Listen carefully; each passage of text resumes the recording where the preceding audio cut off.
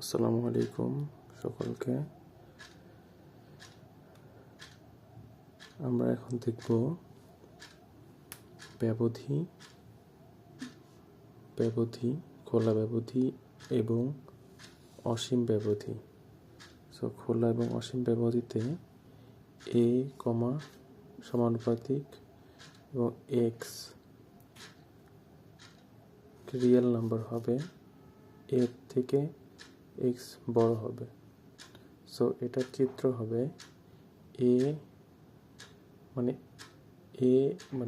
হবে a থেকে বড় অসীম দিকে যাবে। সমানুপাতিক চিহ্ন দিলে এই দিকে গাঢ় করে দিব এবং তীর চিহ্ন দিয়ে দিব।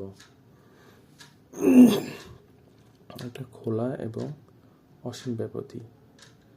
এবং তৃতীয়টা বদ্ধ ও অসীম ব্যবধি। এটাতে a, সমানুপাতিক অসীম চিহ্ন, এখানে x রিয়েল নাম্বার, এও হবে এর থেকে বড় হবে x। ওকে, এটার চিত্র হবে যেহেতু a হবে, এও ভরাট করে দিতে হবে, এর থেকে অসীমের দিকে হবে।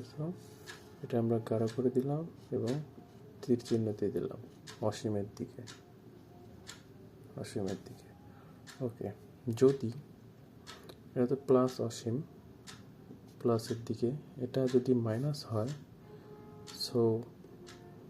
মাইনাসের এখানে আমরা x তো রিয়েল নাম্বার, x এর থেকে ছোট বা সমান, এ হবে x এর চেয়ে বড় বা সমানে। এটা a, এও হবে